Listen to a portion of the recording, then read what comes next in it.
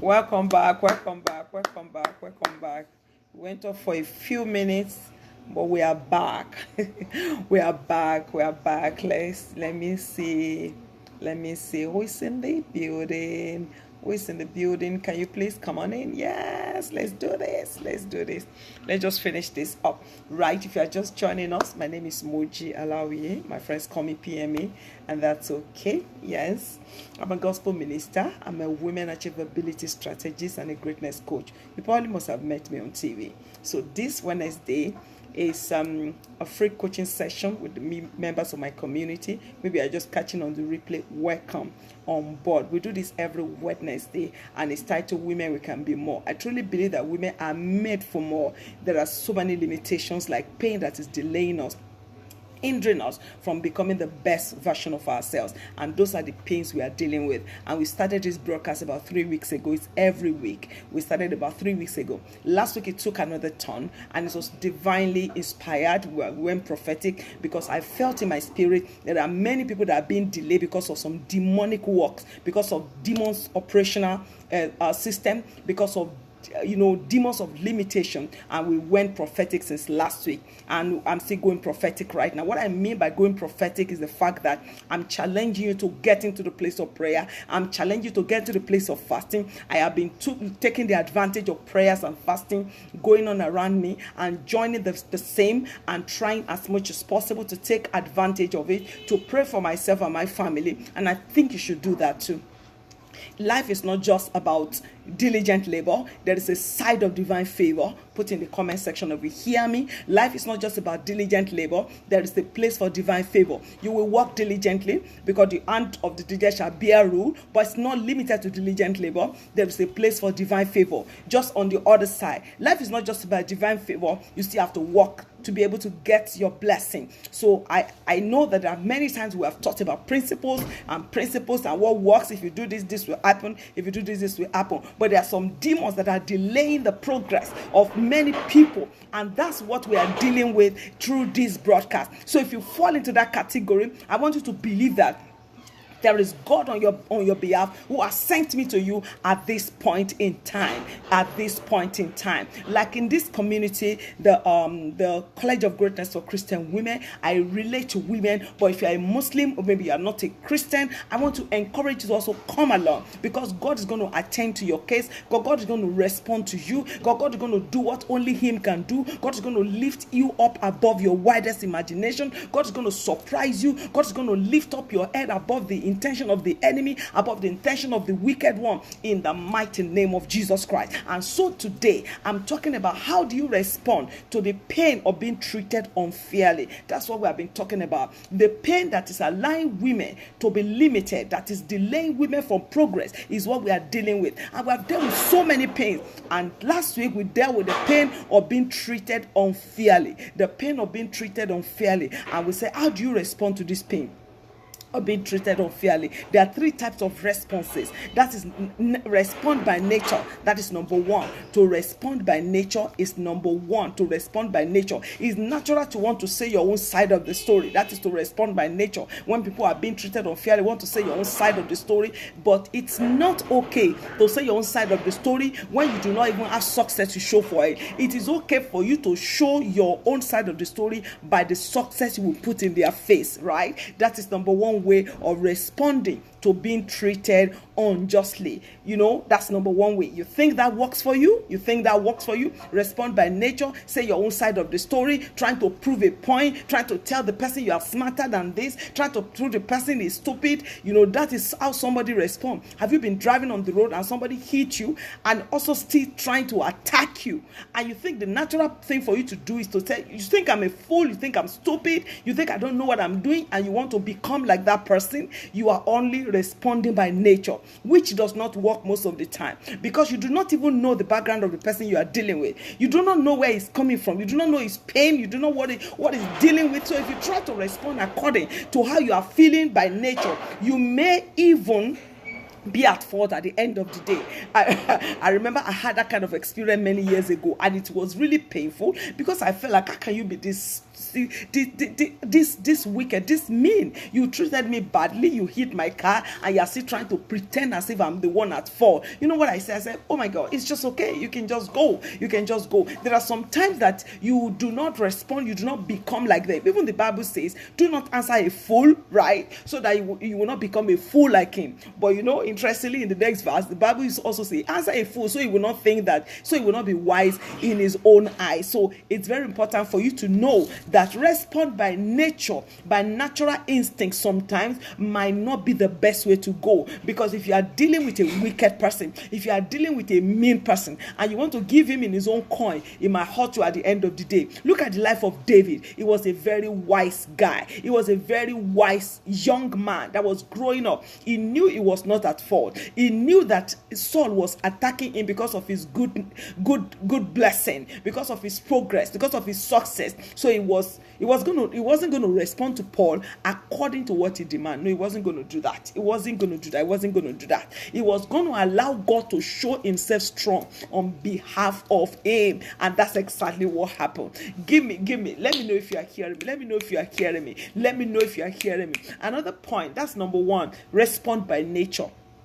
Number two way to respond is respond by intelligence. Psychology approach.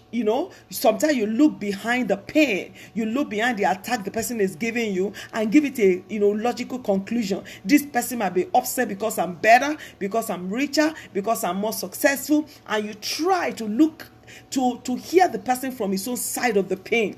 Right? Everybody is going through one pain or the other. So if you respond as much as it's paining you, at the end of the day, it won't pay you. It won't pay you because it will now hurt you back. So sometimes you look at the pain of the person before you respond. So psychologically, you can even be a help to that person. Eventually become a help to that person instead of become much pain. You see, if you know better, you do better. A lot of people are creating hurt. It's not okay for you to be a part of the problem to solve. It's okay for you to be a part of the success. It's okay for you to be a part of the solution, right? It's very, very important for you to know that you are a part of the solution, not a problem. So when you have a response by intelligence, you look at the person, you stop arguing with the person. This person is beneath me. This person I'm smarter than this, I'm more intelligent than this. I'm not going to give to this person the way he's wanting me to give to him. That is respond by intelligence. The third one I want to look at today is respond by spirituality. That's a spiritual response. That's a spiritual response. You know what I love about spiritual response? Two things I love about spiritual response. God fights for you. God fights for you. He puts your battle into his own hand and fight for you. God fight on your behalf. God shame your enemy. God shame the devil that is trying to delay you. God shame the devil. When you go in the place of prayer, right? When you go in the place of prayer, God destroyed the intention of the wicked. The Bible said they made a pit, they dug it out. They themselves are falling to the same pit which they made. That's exactly how God responds. When you let your spirituality take place, when you tell yourself, I am more mature than this, when you tell yourself, I'm more spiritual than this, God responds on your behalf, right? Take a holistic approach over the matter. Say to yourself, I'm more than this, I'm more spiritual than this. Take a spiritual approach. What will Jesus do at this time kind of approach? What will Jesus do at this time kind of approach? That's exactly how you respond to that kind of situation. So there are three responses I've given you today. Respond by nature, respond by intelligence, or respond by what? By spirituality. These are the three ways that you can respond. But when you look at the pros and the cons, you will know that to respond by spirituality is the most significant response. I will tell you the story of a woman today. I don't know if I'll be able to read that scripture to you, but it's in the book of 2 Samuel. It's the story of Micah. 2 Samuel chapter 6 verse 16 to 23. You can read it when you get home. 2 Samuel chapter 6 verse 16 to verse 23.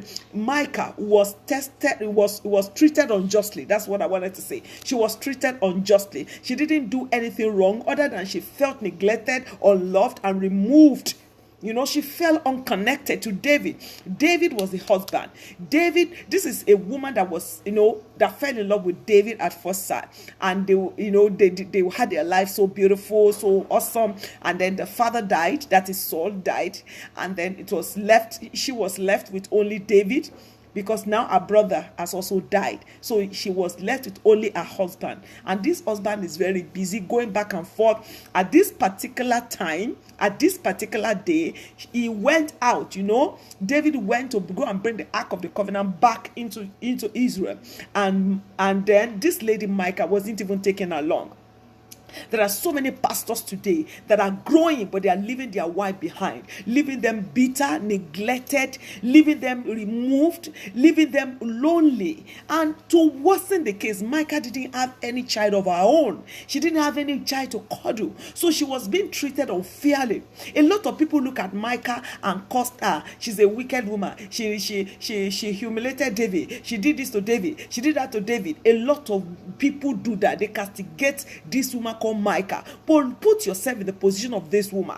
Put yourself in the position of Michal and ask yourself, if you were in her shoes, what will you do? She was neglected. Her father is dead, right? And this is Michal, that when her father was still alive and her father wanted to kill David, she was the one that protected David from that attack. She pretended like David was not in the house. She put she put pillow on the bed, say, my husband is sick, and she had already allowed David to escape. When those people who came to pick David and arrest David, he told them, he's sick, is this. They look and they were not able to kill David. That was Michal. She has done well in the life of David. But now David is now a king. David maybe not being wicked, but is busier than before. He's attending to the matter of the kingdom.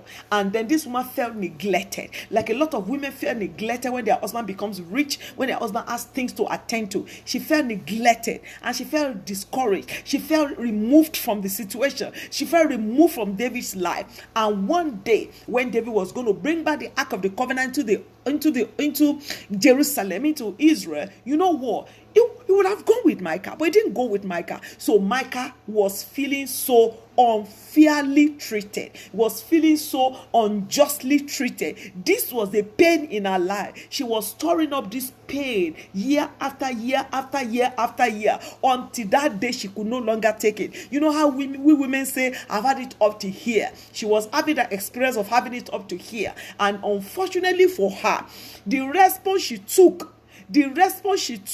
was response by nature. She didn't take response by intelligence. She didn't take response by spirituality. She took response by nature. Put in the comment section, response by nature. And unfortunately that day, when the Bible says, after David had already carried the ark and they put it in the space, and David was coming back to bless his house. Maybe that would have been the day she would be pregnant, because the Bible says she was coming to the house to bless. The man was coming to the house to bless his house, and then Michal met him on the way, and Michal was so upset. And Michal, the Bible says she despised him in her heart.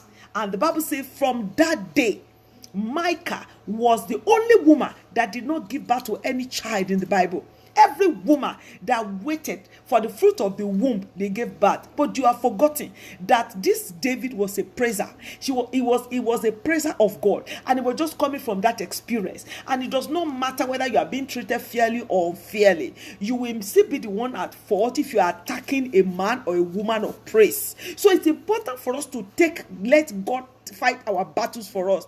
Let it not be you are the one trying to fight your battle. You may be treated unjustly, let God fight for you. You may be treated unfairly, let God fight for you. I remember I was about to share the story of a man. I saw the video about yesterday or so. The video was made on the 15th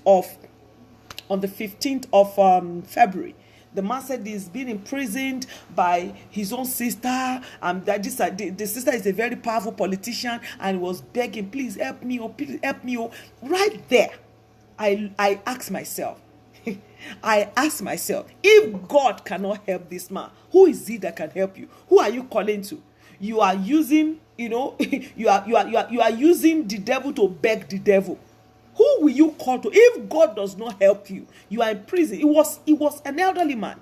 An elderly man, he was almost in tears and said, I need to go meet my family. Nobody knows I'm there. They didn't give me justice. For 2 years, I've been locked up here. I said, if God does not help this man, who can? Who are you asking for help? You need to cry in that prison. You need to pray in that prison that God deliver me, that God fight my battle for me, that God silence my avengers, Lord God silence my enemies, God silence the wickedness of the wicked in my life. And God, who sees your prayer in secret, He will go fight your battle in the open. If you ask me today, your response to being treated unfairly is on your knees. Is on your knees. I'm going to close with the story of a wonderful woman of God that I read a book very early in life as a young minister. This woman said, every time I had a problem, I go to my knees. Every time I have a challenge, I go on my knees. Every time the devil cheats me, I go on my knees. Every time my husband treated me badly, I go on my knees. I go on my knees. I go on my knees. I go on my knees. In fact, the accent with which she was saying, I go on my knees, was so strong that we didn't get on time that I was talking about his knees. We were like, I was thinking that, okay, is it talking about a particular location? Did he travel? But at the end of that book, we understood that she took all the battle to her knees. She took the time to pray over the matter. She said, by the time I get back from my knees, the battles are over. So friends, this is where I'm going to end today. When you have the time, read 2 Samuel chapter 6, verse 16 to 23. You will understand the story that I just talked about. But I want you to know that being treated unfairly is not limited to one person. It's not so special to you. Everybody gets this treatment every time. But instead of you to respond by nature, which is natural with us, or you can also respond by intelligence, which is, will makes you to show your maturity more. But I will advise you to respond by spirituality. Show your spiritual maturity. Do not let anybody bring you down to their level. I heard T.D. Jakes said one day, he said there are some people that once you talk with them, in your conversation with them, before you talk for 10 minutes, you will know that they do not deserve your time and your argument. You should be like, oh my God, yes, it's okay. It's all right. Oh my God, it's really okay. There are some people like that. So you don't want to bring yourself down to their level. Somebody might hit you. Somebody might do badly. Somebody is trying to overtake you in the wrong way on the road while you are driving. You don't have to now pay them in their coins and drive off them to prove that you are smarter. You are beyond that. You are more intelligent than that. And on top of intelligence is to respond by spirituality. Say, one of the prayers that Paul prayed close to the end of his missionary journey, he said, Alexander the coppersmith did me much evil. May God pay him according to his deeds. That is the most dangerous prayer to pray. He knew he was an apostle. He knew he could attack him. There are many ministers of God today that are not responding by spirituality. They are responding by nature. They are not even using intelligence. They are responding by nature, by carnality. They will curse their members for what they did to them. They cannot try and understand that if I am a young person like this person, will I be able to cope with this, what this man is coping? That is intelligence response right there. Ask yourself that question sometime. If you have maybe somebody who is serving you, maybe your church assistant as a pastor, maybe your workers as a pastor or whatever, and you were so upset with them for whatever they did wrong. We knew they did that thing wrong, but ask yourself, could you have done that if you are their age? Maybe if you face the same situation, maybe you face the same financial challenges, could you have done that? Understanding with them at their level is what you call intelligence response. Instead of they will be expecting you to get upset and show your immaturity, but instead of you respond intelligently. Another way that tops the list is for you to respond by spirituality, to hold them in your prayer, to back them up in your prayer. And when you do that, God will surely pay you back with goodness and mercy. You know what? That prayer that Paul prayed, he said, Alexander the coppersmith did me much evil. God pay him back. It was left in the hand of God. Another man that prayed that kind of prayer was David. He said, God, turn the counsel of Ahithophel into foolishness. Ahithophel was like a god. When he gives an advice, everybody should go to sleep because it works. But he now waged war against David. David was so hurt and pained. David was treated unjustly. Is this not the Ahithophel that was working in my company? Is this not the Ahithophel that I employed, that I was paying his salary? Is it not this man that was working for me? Now he not ganged up against me and using his talent and his gift against me, against my own son. He didn't know how to do this. He took it to God. He said, God, reward Ahithophel, turn his counsel to foolishness. And God did that. And Ahithophel gave one counsel, and it was the wrong counsel. And that was the end of his life, the end of his career. Look, let your heart be right. When people treat you unfairly, God is going to justify you. I bet you He's going to justify you. Bible says Psalms chapter 45 and verse 7, I believe. Verse 5 to 7, I believe. It says, because you love righteousness and you hate wickedness, the Lord your God has highly exalted you above your fellows. Right? He has anointed with the oil of gladness above your fellows. If they did you evil and you don't do evil back to them, it shows that you have been anointed above them. That is it right there. So I'm going to close the broadcast today. Thank you so much for joining me. Kindly share this video with someone that needs to hear it. Today was a two-way broadcast. I started the first one. You can see the video under this. And then this is the second part of the broadcast. I'm still going to be with you next week, Wednesday, by God's grace. But before you go, put it in the comment section. Let me know, is there something you want me to address? Is there a particular passion that you want me to address? Is there a way that I can serve you better than this? Put it in the comment section. I'll be reading the comment section.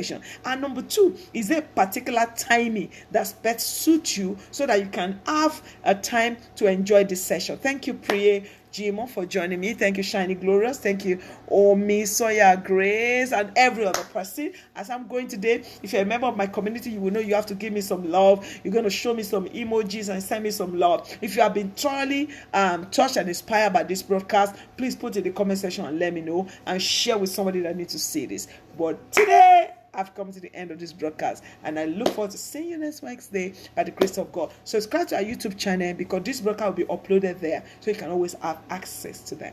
God bless you, and bye for now.